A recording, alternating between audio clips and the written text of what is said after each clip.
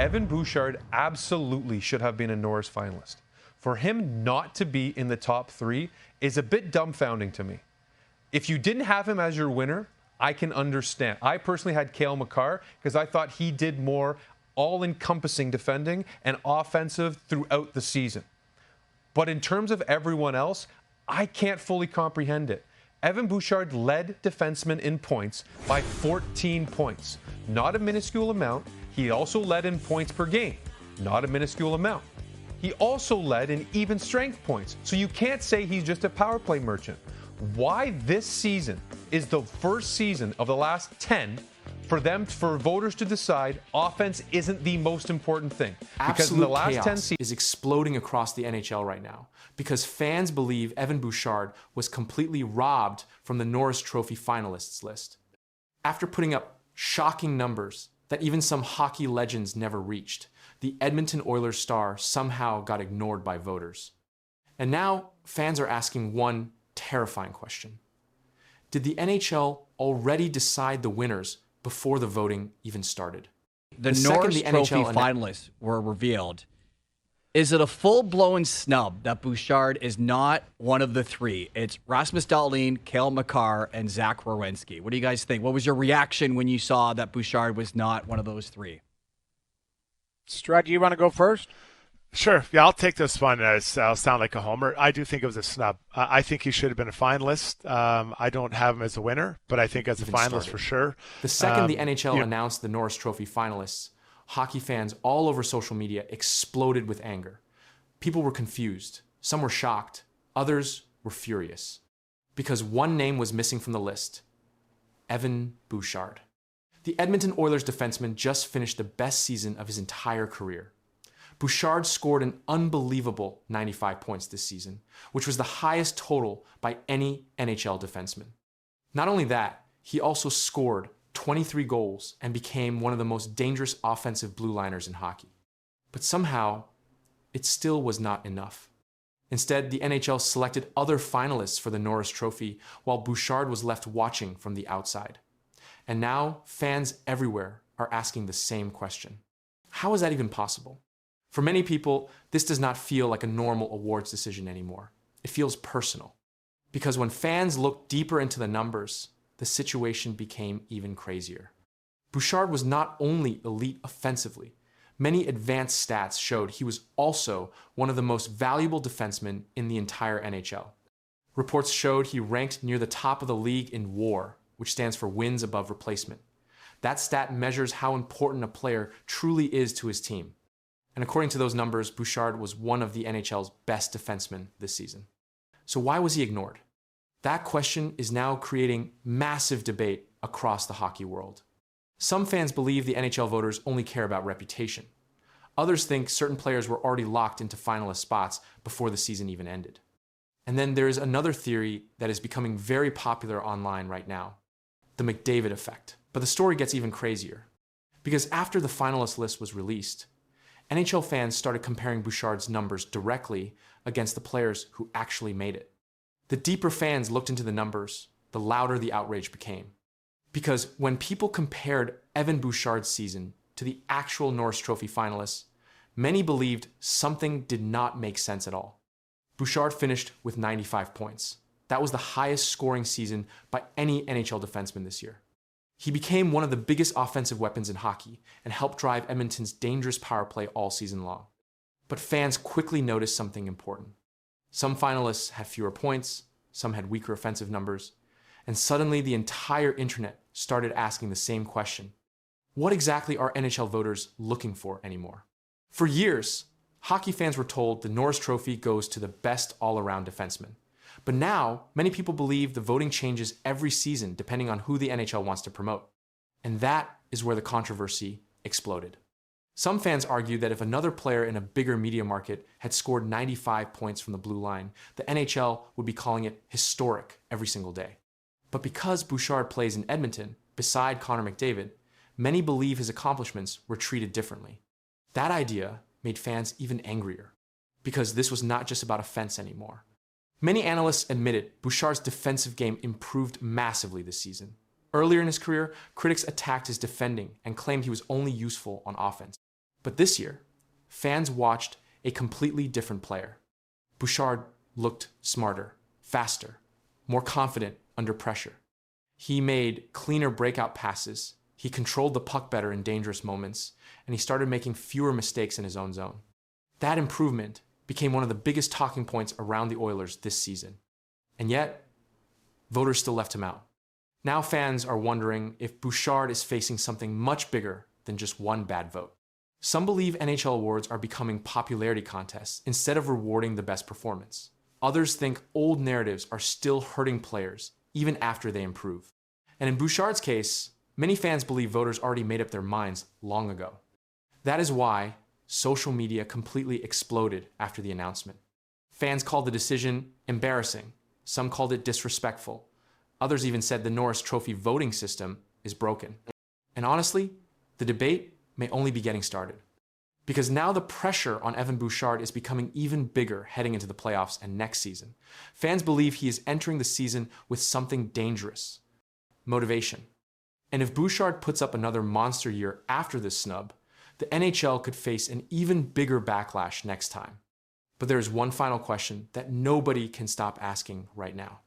Did NHL voters truly believe Evan Bouchard was not one of the top defensemen in hockey this season? Or did they simply refuse to give him the respect he finally earned? They announced the nominees for the Ted Lindsay Award, and your nominees are Macklin Celebrini of the San Jose Sharks. You can see the numbers there for Celebrini. What a year that young man had. Almost pushed the Sharks into the playoffs. Nikita Kucherov, he is a two-time Ted Lindsay Award winner, and he is nominated once again. And then, of course, Connor McDavid, a four-time Lindsay Award winner. Something inside the NHL just flipped overnight, and fans did not see it coming. A list was released, but one name on it changed everything. Two of the biggest stars in hockey were expected. The third name shocked players across the league. This was not a media vote. This came from the players themselves, and what they decided is now raising serious attention across the sport. The announcement came from the Ted Lindsay Award, one of the most respected honors in hockey. This award is not chosen by reporters or analysts. It is voted by NHL players. These are the same players who compete on the ice every game. Their vote reflects direct experience against opponents during the season. The finalists were officially confirmed as Connor McDavid, Nikita Kucherov, and Macklin Celebrini. This list was reported by Reuters as a star-studded trio. The first two names followed expected patterns based on performance. The third name changed the discussion immediately. Connor McDavid's selection came after another strong season.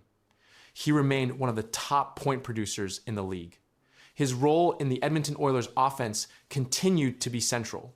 He led plays, controlled puck movement, and contributed heavily to scoring chances. McDavid has already won this award multiple times in past seasons.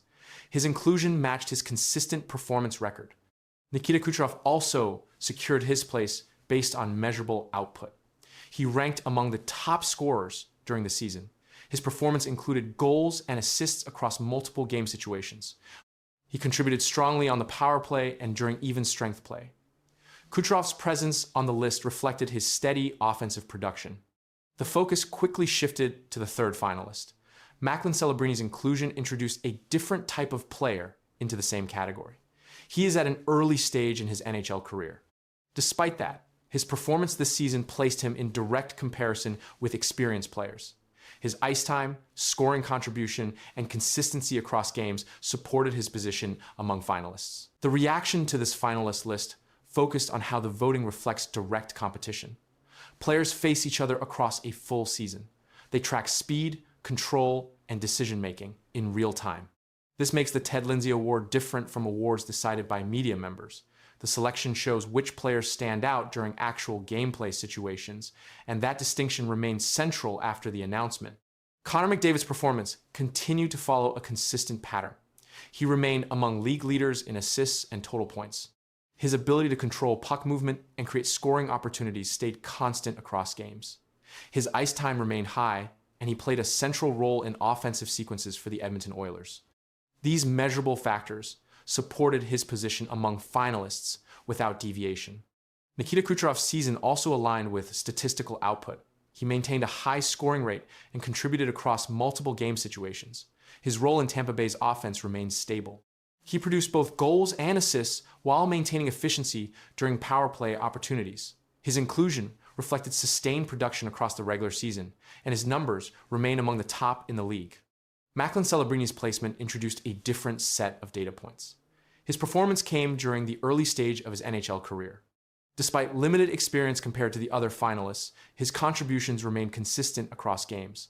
He recorded scoring plays and maintained regular ice time against experienced opponents. This placed him in direct comparison with players who have longer careers and larger statistical records. The difference between experience levels became more visible after the announcement. McDavid and Kucherov have multiple full seasons of high-level performance. Celebrini's inclusion reflects performance within a shorter time frame. This contrast created a measurable gap in total games played, career points, and overall experience, but the voting process placed all three names in the same category. The voting method used by players places emphasis on direct impact during games. This includes puck control, offensive pressure, and the ability to influence play outcomes. Players base their decisions on real matchups rather than external analysis. This approach explains why performance during specific games can carry weight in the final selection. Reuters reporting confirmed that the finalists were selected through standard NHL Players Association voting. The report described the group as a star-studded trio, highlighting both established players and emerging talent. No irregularities or changes in voting criteria were reported. The process remained consistent with previous seasons. The timeline for the final result has not yet been released. The winner will be announced following the completion of the voting process. Until that point, the finalist list continues to draw attention due to the contrast in player experience and performance levels, and that focus has not slowed down. Here's William Nylander from today on what he has seen this year and maybe what he thinks has possibly gone wrong with the Leafs. You look back at it and go, you kind of wish the team had done something different, like it was played different, or I don't know. When you look back at it, do you see the mistakes that as they piled up, kind of? I mean, I have like my thoughts about maybe some stuff, but I mean that's something I'm going to keep to myself. Okay. So yeah, Willie's not going to reveal it, not surprisingly, and I don't think he shouldn't just sit there and start throwing daggers. Silence can be louder than anything, and William Nylander just proved it in a way no one expected. After a season full of pressure and criticism, he faced the media, and instead of explaining, he gave one cold sentence that instantly spread across the NHL. No details, no emotion, just silence. And now, that silence is raising questions no one can answer. Yet, the moment happened quickly, but it changed the entire conversation around the Toronto Maple Leafs. Reporters asked William Nylander a direct question about the season. It was a normal question. Players are asked this all the time, especially after a difficult stretch. Most players respond with simple answers. They talk about effort, mistakes, or what needs to improve. Nylander did not do that. He paused, stayed calm, and gave a short answer. He said, "Something I'm going to keep to myself." That was the full response. He did not add anything else. He did not explain what he meant. He did not go into details about the team or the season. The interview moved on, but the moment did not. This response quickly became a major talking point across hockey media. According to Sportsnet, Nylander chose not to explain where the season went wrong. The report confirmed that he declined to share his thoughts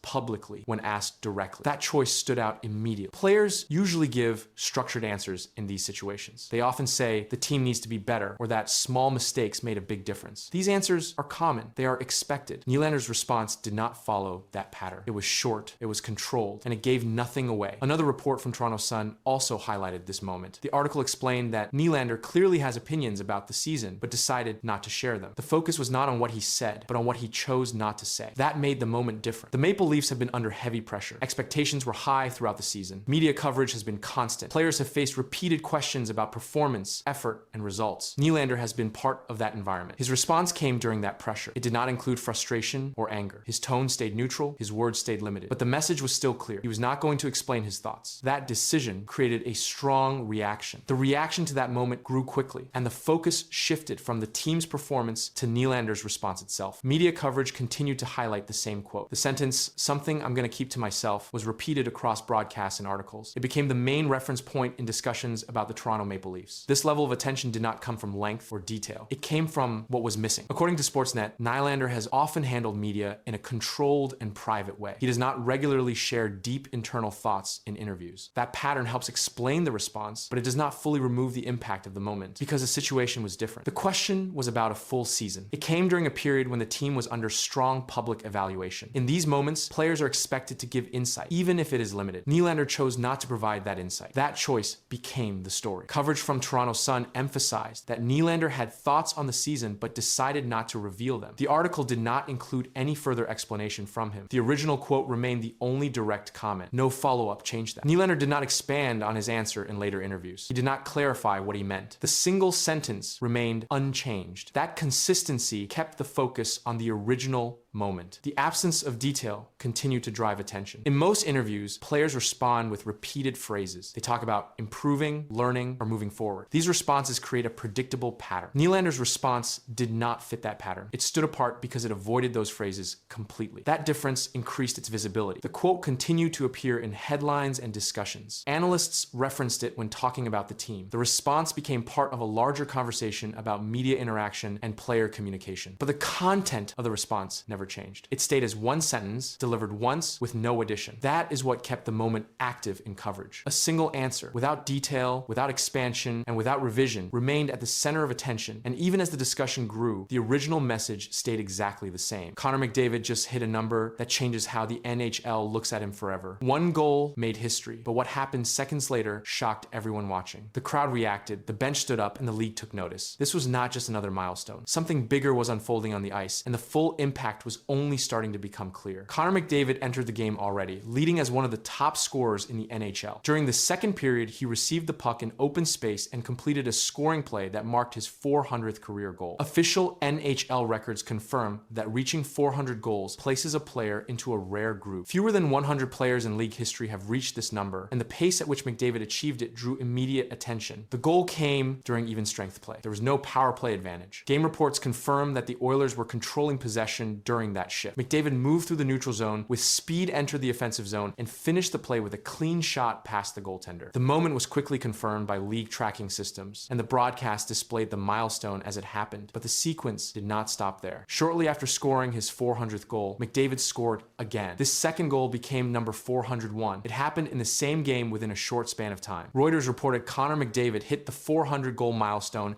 and added another as the Oilers secured the win. That update confirmed both goals as part of a single performance, and it shifted the focus from just the milestone to the speed at which he moved beyond it. The Oilers continued to apply offensive pressure after the goals. McDavid remained active in play, contributing to multiple scoring chances. Game summaries show that he recorded more than just goals, as he remained involved in puck movement and offensive setups. His presence on the ice continued to affect the pace of the game, and opposing defenders were forced to adjust their positioning. Career data shows that McDavid has reached every major scoring milestone at a fast rate. Since entering the NHL in 2015, he has consistently produced high numbers each season. He reached 100 goals, then 200, and then 300 in fewer games than many players in the modern era. The 400 goal mark follows the same pattern, and that consistency has been tracked across official league statistics, but this latest moment added a new level to the discussion. McDavid's current total places him among the top active goal scorers in the NHL. Updated league data shows that his scoring rate remains steady across seasons. He has not shown long scoring gaps, and game logs confirm consistent production year after year. This pattern has been a key factor in how quickly he reached 400 goals, and it continues to shape how teams prepare to face him. The Oilers system relies heavily on speed and puck control. McDavid plays a central role in that structure. In the milestone game, his goals follow the same pattern seen throughout his career. He carried the puck through the neutral zone, created space, and finished plays under pressure. Shot data from the game confirms that both goals came from high probability scoring areas, which reflects his ability to position himself effectively